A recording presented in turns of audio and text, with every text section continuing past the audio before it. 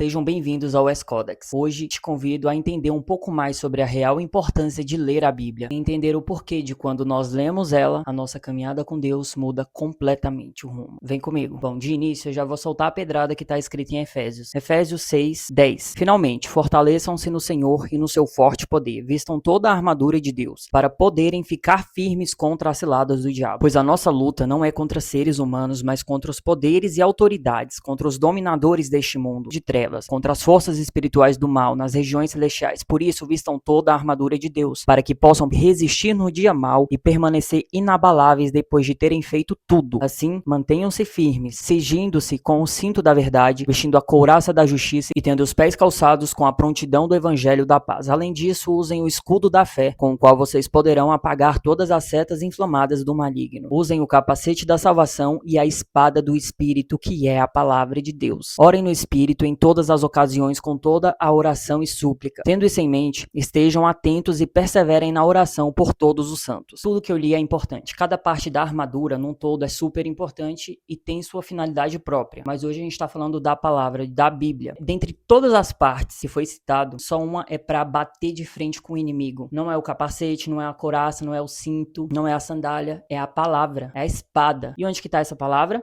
Aqui. Então, se você não lê, você tá sem espada. Você vai lutar sem espada? Então, cadê a sua espada? Você tá lendo a palavra? Pode ser difícil de entender quando a Bíblia fala que a palavra de Deus é uma espada e é com ela que a gente se defende. Então, eu vou usar alguns exemplos práticos que aconteceram comigo para vocês se identificarem e levar isso para a vida de vocês, que aí é mais fácil. Então, por exemplo, eu já tava no meio de pessoas que elas estavam começando a falar de alguma coisa que aconteceu com alguém, só que era do lado negativo. E eu sabia de tudo. Aí eu ia começar a falar assim, eu travei. Falei, mas não posso falar, esqueci. Aí eu ia falar outra coisa, esqueci também. Eu me controlei. Por quê? Porque eu sei que a minha palavra é uma espada, a minha língua é uma espada. Minha Bíblia é contra a disseminação do mal. A gente interpreta ela e infere isso. Portanto, não convinha a mim fazer parte do grupo de pessoas que estavam falando mal de outra pessoa. Então eu me contive, mas eu me contive porque eu lembrei das palavras da Bíblia. Eu me lembrava das passagens que diziam: de uma fonte não sai duas águas. Não pode ser uma água boa e uma água amarga. Então, como que eu ia estar falando sobre Deus e ao mesmo tempo ia estar falando mal de uma pessoa? Não me convia. E eu só inferi isso, eu só me policiei a parar esse hábito por causa da palavra de Deus. Talvez vocês já tenham passado por isso. Quando você vai fazer alguma coisa, você trava assim porque você lembrou da palavra de Deus. É isso. A espada não é só para os outros, é para você também, para você matar a sua carne e fortalecer o seu espírito. O segundo ponto, eu tenho até um papel que tá na parede aqui,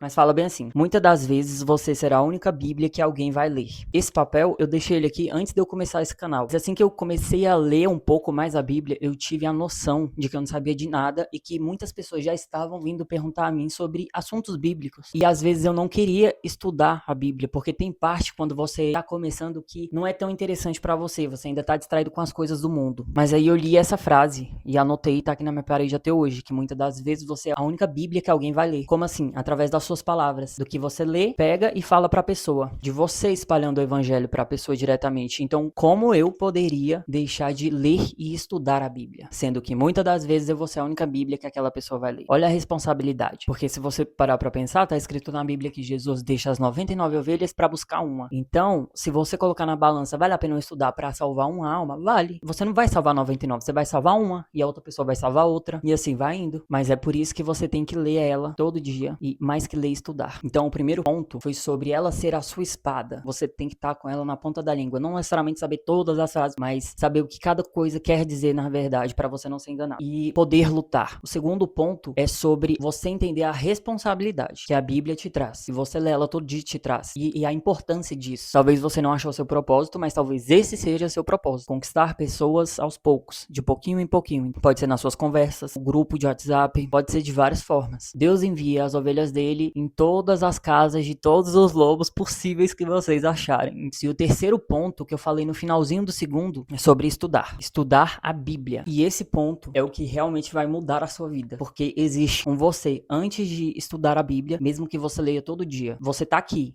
Quando você começa a estudar a Bíblia, você sobe. É surreal. É um mundo que se abre. Eu cheguei à conclusão de que é possível você entender sobre todas as coisas existentes do mundo que aconteceram, que acontecem, que vão acontecer estudando a Bíblia. É surreal. Não é só um livro de 600, 800 páginas. Isso aqui tem todo o conhecimento do mundo. É surreal. É surreal. No começo, comecei a estudar a Bíblia. Comecei a colocar na minha rotina de manhã. Abre um parênteses enorme aqui. Não tem que ter rotina pra você com Deus. Tem que ter rotina pra você com qualquer outra coisa. Agora com Deus é toda hora. Eu vou ler um capítulo por dia, vou estudar um capítulo por dia e vou colocar na parte da manhã. 7 horas da manhã, antes de iniciar os estudos, eu li a Bíblia. E aí, por exemplo, eu ia anotando, vou mostrar aqui. Tem página que tá muito assim, quem vê assim de fora fala, meu Deus, que falta de respeito. Mas não, cada coisa ali tem um significado. Foram vezes que eu tava precisando de uma resposta, eu abri a Bíblia, Deus falou comigo. Falei, eu vou marcar isso aqui porque Deus realmente falou comigo, como foi uns salmos lá. Eu marquei os salmos todos. Tipo, faço essa Bíblia de estudo. E eu digo mais, Bíblia de estudo não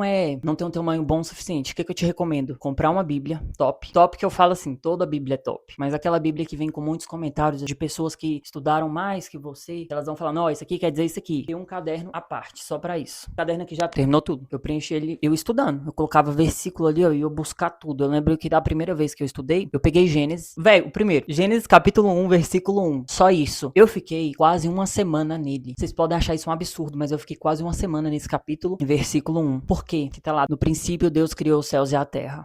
No princípio. Se tem no princípio, então tem um final. Mas Deus criou o princípio. Então Deus tá fora desse princípio. Ele criou o princípio. Então ele tá fora do tempo que a gente conhece. Ok? E aí eu fiquei buscando respostas. Criou os céus e a terra. Céus. Por que não céu? Sendo que a terra foi singular. Por que que os céus tá no plural? Então tem mais de um céus. Tem pelo menos dois. E mais pra frente a gente vai ver que, pegando outras passagens, infere que tem até o terceiro céu, onde está sentado Deus. E aí eu fiquei nessa. Meu Deus, o primeiro céu e o segundo céu e o terceiro céu. E é muito bom. Não é loucura. É muito bom estudar a palavra de Deus. E isso eu fiquei quase uma semana. Porque aí terra. Criou a Terra. Que Terra? A Terra... Terra? Terra, planeta Terra? E aí vai indo, vai buscando na tradução. E aí eu fui estudar os planetas. Eu pensei que eu tava estudando coisa nada a ver, que era pra me voltar pro centro do que eu tava estudando. E aí eu passei por todos os planetas, eu fiz as anotações. Quando eu voltei pra Terra, eu tive um baque. Eu fiquei sem esperança nos outros planetas. Quando eu voltei pra Terra, falei, tipo... Ufa, ainda bem que eu tô na Terra. Tipo, é muito nítido que Deus existe. Uma das formas de você conseguir compreender Deus é olhar as suas criações, que elas carregam uma assinatura dele. Toda essa história para te mostrar na prática que estudar a Bíblia é o mais importante. Pode demorar 1 ano para você sair de um capítulo, mas você vai estar armada com a sua espada. Você vai para a igreja e você vai prestar mais atenção no que as pessoas estão falando. Você vai ver se aquilo que a pessoa tá falando realmente bate com o que a Bíblia tá querendo dizer. Porque tem muita gente que usa a Bíblia para botar medo em outras pessoas. Infelizmente, tem gente que usa a Bíblia para ganhar dinheiro. E eles apelam em cima disso. E nós somos humanos. Nós sentimos esse apelo. Mas quando você lê a Bíblia e estuda, você tem uma visão completa. Você vai saber discernir se aquilo é verdade ou não. Fim desse ponto. E aí já entra no terceiro ponto com esse finalzinho. Não ser enganado. Cara, você tem que ler a Bíblia para não ser enganado. Como eu disse, tem muita gente que usa a Bíblia para qualquer coisa. Qualquer coisa mesmo. Tem uma frase que o pessoal fala que é bem assim, ó. Texto fora de contexto é pretexto para heresia. Então, por exemplo, se alguém pegar algum texto, uma passagem específica e usar em cima de você, porque sabe que você é cristão, com a intenção de, que nem a cobra do Jardim do Éden, de persuadir para conseguir alguma coisa ou para deturpar a palavra de Deus. Se você não ler a Bíblia, você vai cair. Agora, se você prestar atenção quando a serpente vir, você vai falar bem assim pra serpente. Primeiro, que você não deveria nem estar falando comigo, dona serpente. E segundo, que é o seguinte, Deus falou que a gente não pode comer de nenhum fruto. No texto, Eva fala que não pode tocar. Deus falou que não pode tocar, que senão morre. Mas Deus falou para Adão, não pode comer. Então, se a cobra já persuadiu ela, por exemplo, isso não está na Bíblia. Imagina que a cobra foi lá se arrastando, passou pela maçã, assim, coisou a maçã. A Eva viu aquilo e falou, uai, mas a cobra não morreu? Então será que Deus tá mentindo? Tá vendo como já brotou a dúvida? Mas Deus não falou tocar, Deus falou comer. Então isso foi uma brecha pra Eva comer a maçã. Porque ela falou, uai, mas Deus falou que morria se tocasse. Porque ela pensava, Eva pensava, mas a serpente não morreu? Então você vai ter isso no seu cérebro, a sua espada vai estar afiada, a sua língua. Se passa a não permitir que certas coisas aconteçam.